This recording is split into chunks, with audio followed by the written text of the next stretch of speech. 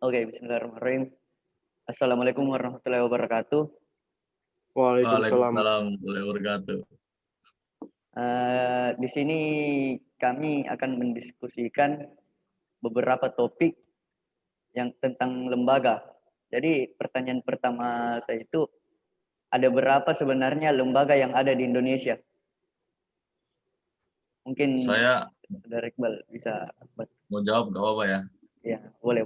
Lembaga di Indonesia itu dibagi menjadi 5 kelompok, yaitu lembaga legislatif, eksekutif, yudikatif, eksaminatif, dan lembaga negara independen.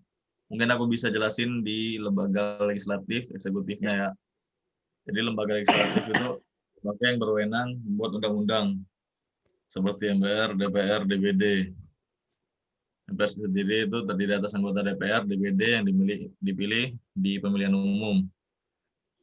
DPR sendiri adalah lembaga perwakilan rakyat yang ada di pemerintah pusat, sedangkan lembaga perwakilan rakyat yang ada di pemerintah daerah disebut DPRD, Deputi DPRD Provinsi, DPRD Kabupaten atau Kota.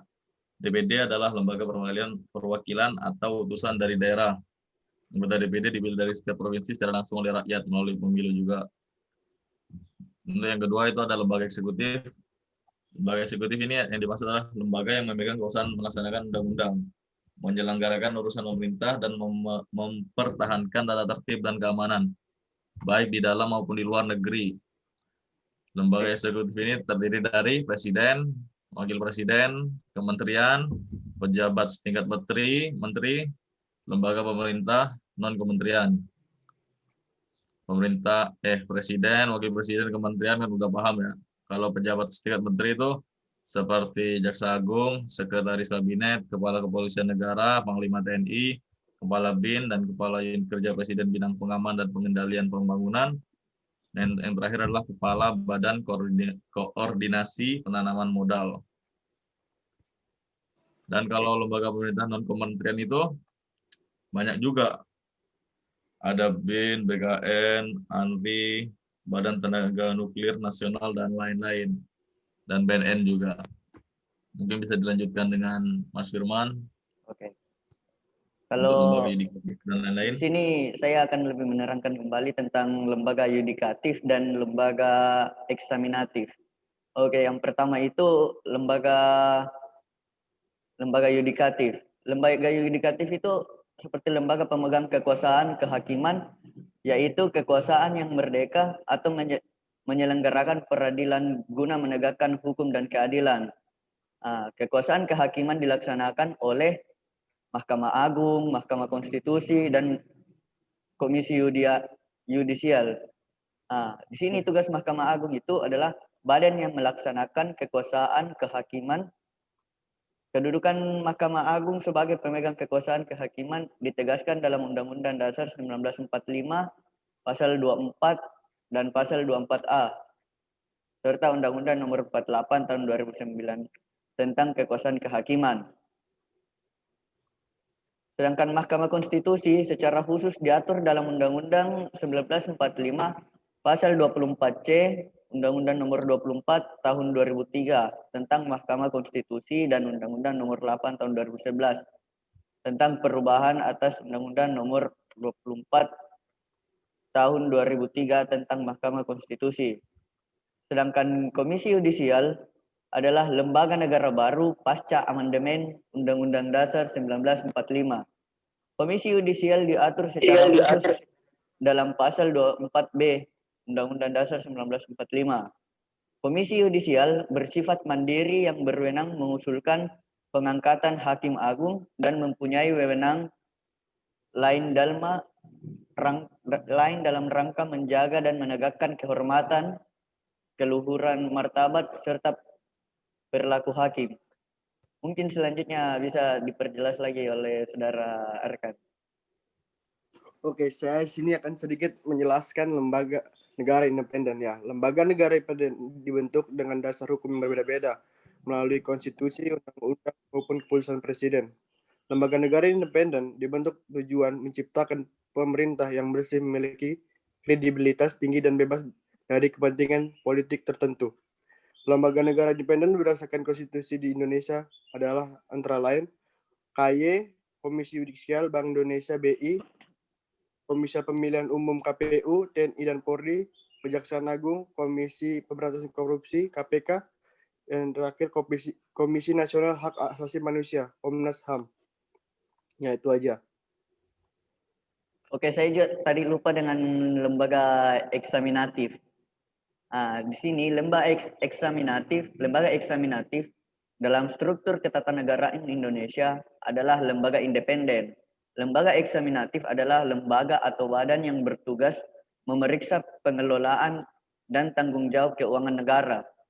Di Indonesia, lembaga eksaminatif adalah badan pemeriksa keuangan seperti BPK. BPK adalah lembaga tinggi negara dalam sistem ketatanegaraan Indonesia yang memiliki wewenang memeriksa pengelolaan dan tanggung jawab keuangan negara. Oke, itu aja. Terus pertanyaan kedua tentang apa ya? Tentang apakah KPK termasuk dalam lembaga independen? Jadi di sini siapa yang mau nerangin duluan? Saya duluan ya. Oh iya, boleh. Itu pertanyaannya kurang lengkap. Dan apakah KPK bisa dibubarkan? Oh iya.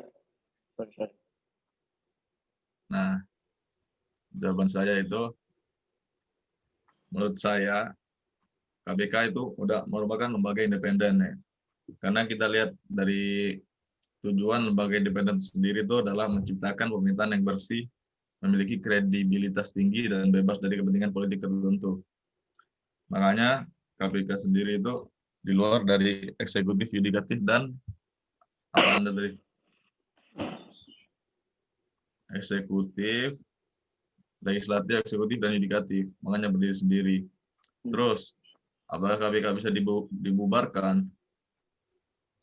KPK itu dibentuk karena dorongan kenyataan bahwa fungsi lembaga-lembaga yang sudah ada sebelumnya, seperti kepolisian dan kejaksaan, dianggap tidak maksimal atau tidak efektif dalam melaksanakan pemberantasan korupsi.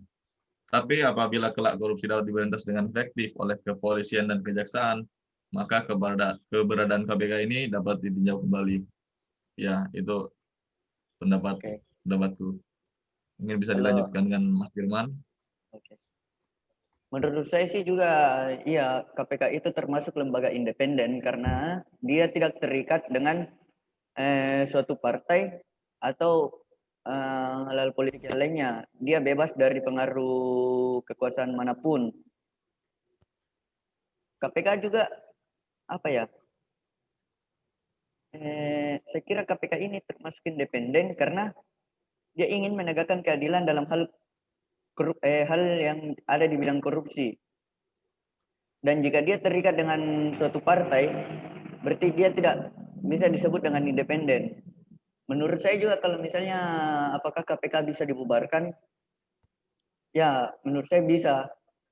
Kalau misalnya tugas KPK lari dengan tugas yang aslinya.